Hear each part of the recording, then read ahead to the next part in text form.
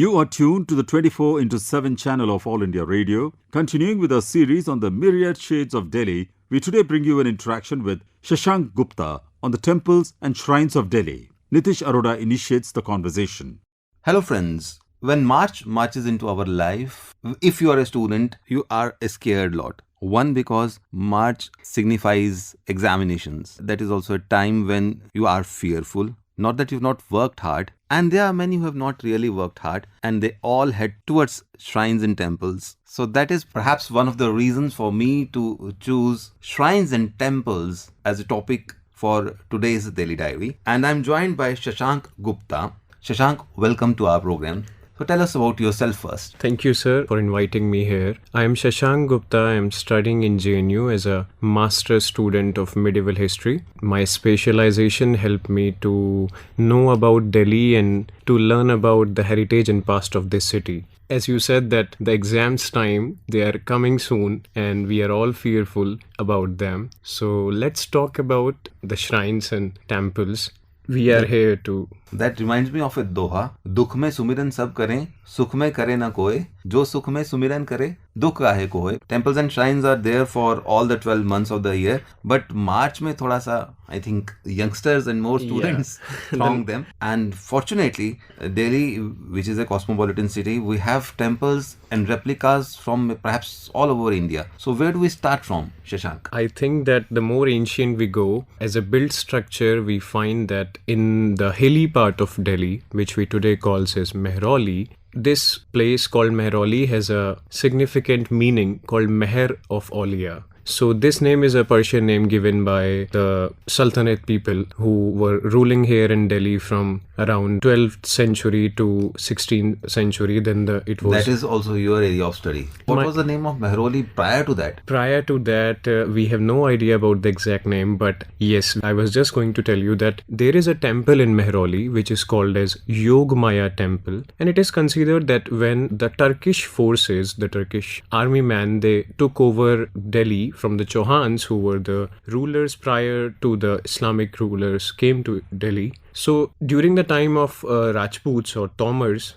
there were a few temples on that side. Today, when we go to Qutub Minar, we found that the pillars of Qutub Minar's mosque, which is the mosque adjacent to Qutub Minar, those pillars have sculptures on them from ancient India, from Hindu religion, and all as well as from the Jain religion. So we see that that's how they reuse the material of the temples to build their own structures. But still there is this temple, Yogmaya Temple. It's still there and it's very relevant. People go there and for the worship, and the story goes like that there were 27 attacks by the Muhammad Gauri and still they were not able to destroy it completely, and we find that it was reconstructed by Hemu, and that's how there are many other temples in Delhi, starting from Yogmaya Temple. Then we come to a temple in the mid place of Delhi. Yogmaya Temple, the central deity is? The central deity is the sister of Krishna. She is called as Yogmaya, and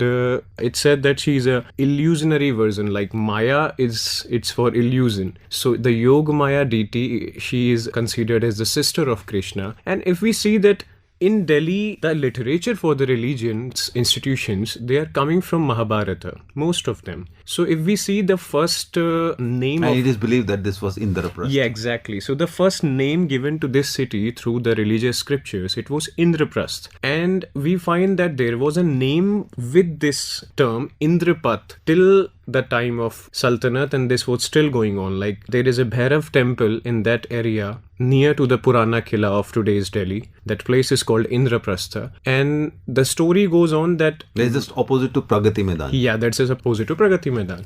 And why Mahabharata is so important for the literature of Delhi's religious institutions, that Kurukshetra, which was the main battleground between Kauravas and Pandyas, is very near to Delhi. And that's how in Delhi, most of the shrines, if we see that there are temples which are supposed to be, like it is said that they are built by the Pandavas. They are the 5 important temples, but we don't know like which were the exact 5 because so many temples claims to be of those 5 temples.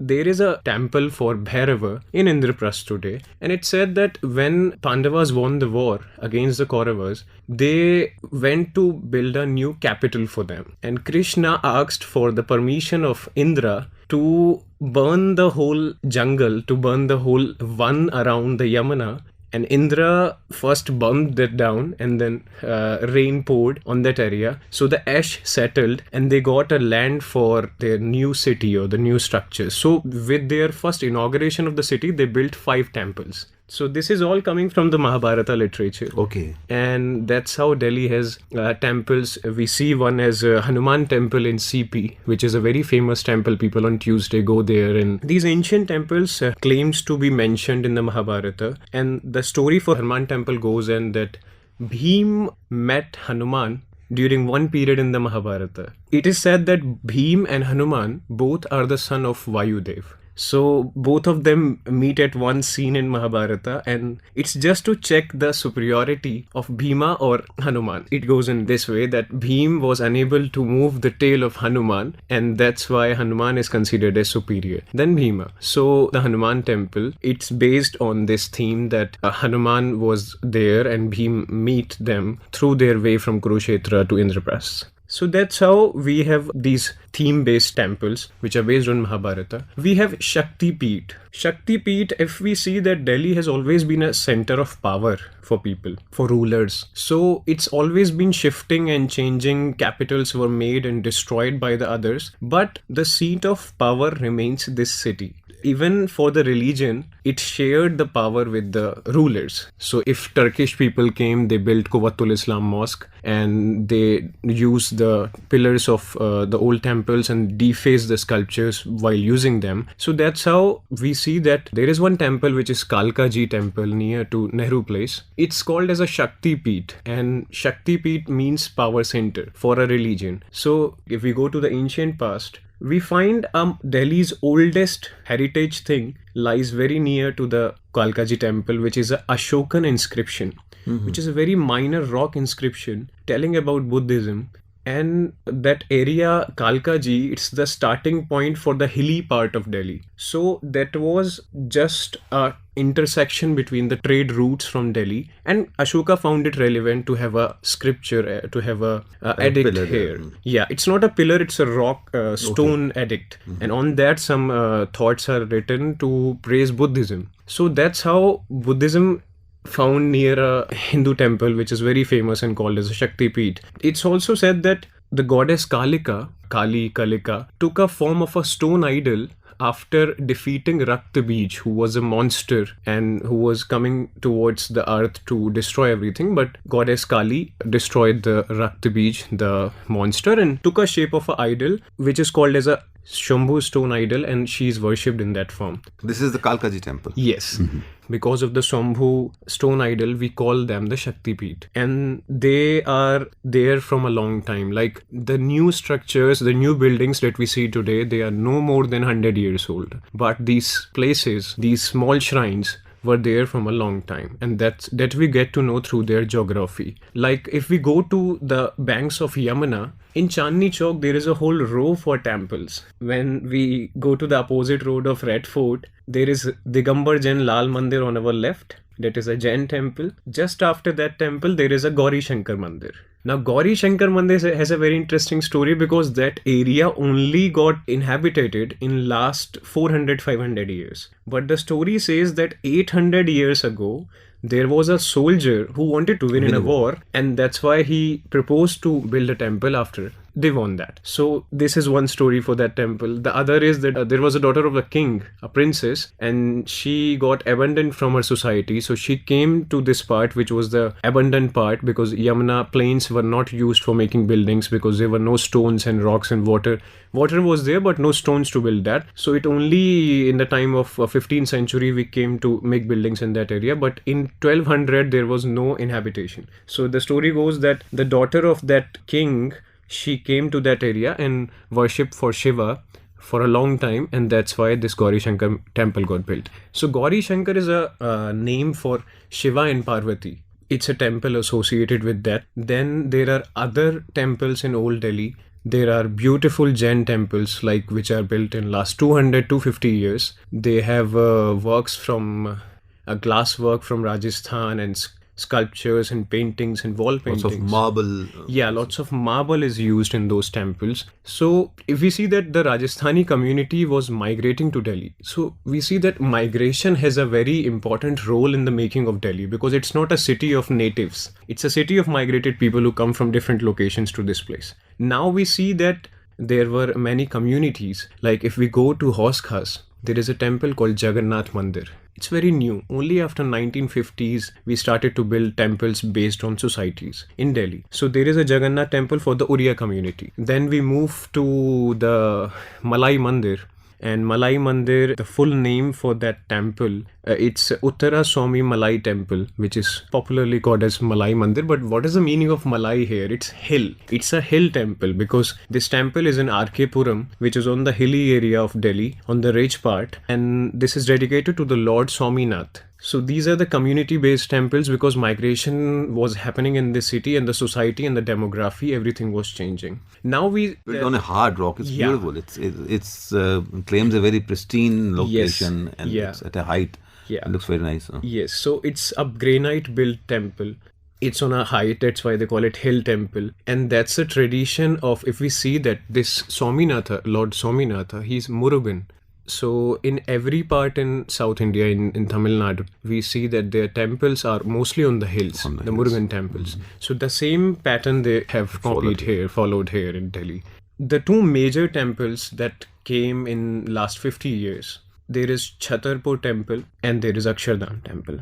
Before Akshardham construction started in 2005, Chhatarpur Temple was the largest temple in the world. Now Akshardham has taken that place. So one is in the hills and one is in the plains. Both are on different directions, but both of them actually constitutes the most beautiful iconography of Indian temples all around. Like they were just there to represent all the temples and their art and architecture and how beautiful it could be made. If we see the Chhatarpur Temple, it's a temple dedicated to a Devi.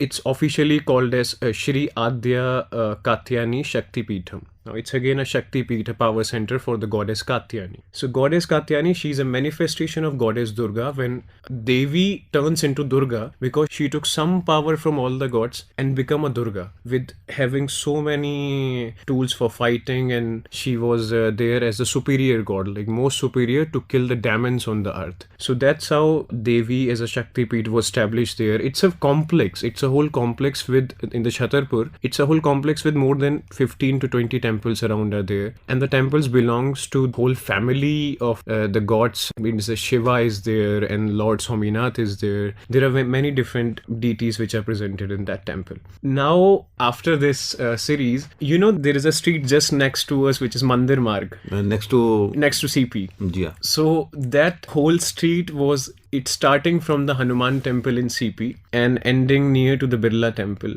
That was a road made specifically for building temples from different religions, as we have one in Chandni Chowk. So Jain temple, then Hindu temple, then there is a Christ church, then there is Gurdwara, then there is mosque. That's how Mandir Marg was for all the religions to build their temples. So there is on Mandir Marg, the most famous is the Birla Mandir, which is the Lakshmi Narayan Mandir, and it was built by J.D. Birla, who was the founder of the Birla Group, and he was a good friend of Mahatma Gandhi. So Mahatma Gandhi actually inaugurated the Birla Temple in 1938. So construction took some 1933 to 1938. It took for 5 years for the construction, and Mahatma Gandhi inaugurated that. And it is displaying all the important figures of Hinduism. Like they have a Shivaji statue, they have a statue for Hemu, they have a statue for Prithviraj Chauhan, and the main deity, it is for Narayan, the Vishnu, God Vishnu, in the form that he's lying on a bed and Lakshmi is sitting near his foot. This was quite a popular temple for outsiders to visit till the time Akshardham and Lotus Temple came. They got built, exactly. It was also important for the patriotic vision that Mahatma Gandhi had envisioned with that temple, that okay, we are here for praying and worshipping for the name of God. Mahatma Gandhi, even during the time of his death, he was there in the Birla Bhavan, which is now there on 30 Janwari Marg in Lutyens, Delhi. That was an association of Birlas for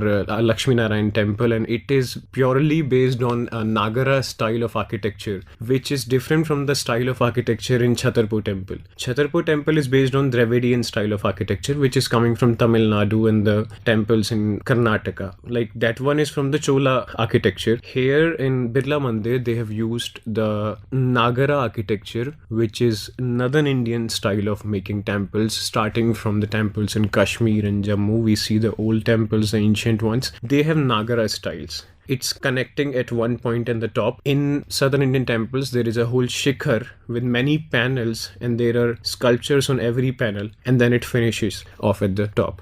These are a few temples, and they are the most important ones. Otherwise, Delhi has thousands of temples. But one temple which again attracts a lot of people is Lotus Temple. Yes, that's a modern place, and people don't actually go there in a form of worshipping. Quite a different experience to be there, and when you are finally in the central hall, you're given time to sit and meditate. Yeah. And so people from every community reaches out there, and it belongs to Baha'is. It's a collective funded temple. Like when they had this idea, the Baha'i religion people, to start a temple which is open for all, they start asking for funds from all religions. So that was the idea behind that. Okay, to have a beautiful place in Delhi in a form of a lotus, which is always symbolically important for Indian people, to have a meditational place. Also, the Baha'i religion allows other religions to come and see their things, like to come and explore their own culture. So there is a praying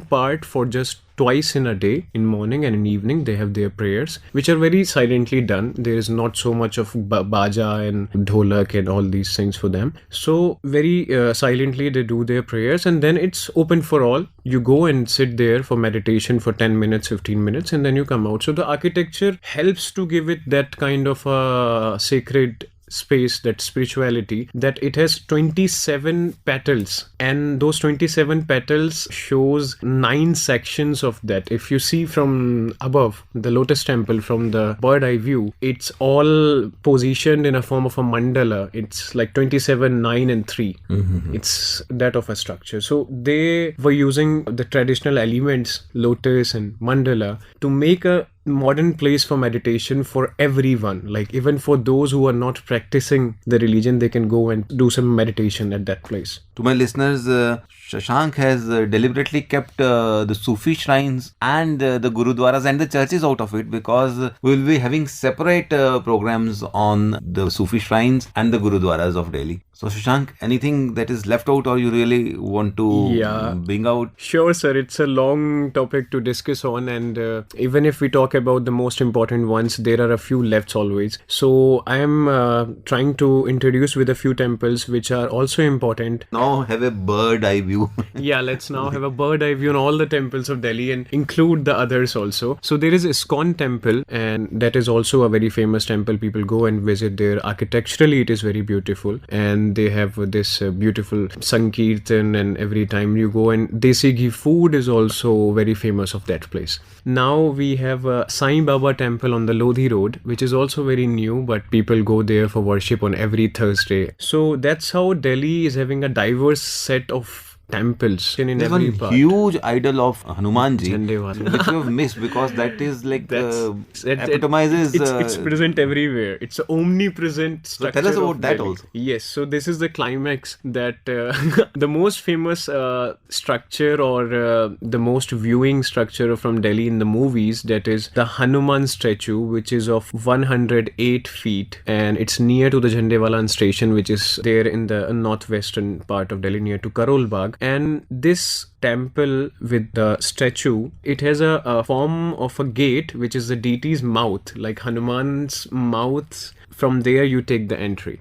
So there are as many ways to God, it is believed in Hinduism, and temples are places basically wherein you focus your energies. Temples are not meant only to have darshan of the deity, but temples are basically to recharge yourself, and they are very scientific structures. And Delhi, we are lucky to have temples which dates back to even ancient history, then to the medieval period, up to the modern times. 20 minutes is too short a time, but we have tried to give you an overview of temples and shrines of Delhi, and rest is all upon you to explore more temples. Thank you so much, Shashank, to being our guest today, and I hope that our listeners will have good darshans after this. Thank you so much. Thank you, sir. In today's episode of Delhi Diary, Nitish Arora was in conversation with Shashank Gupta on the temples and shrines of Delhi. This broadcast came to you from the 24/7 channel of All India Radio.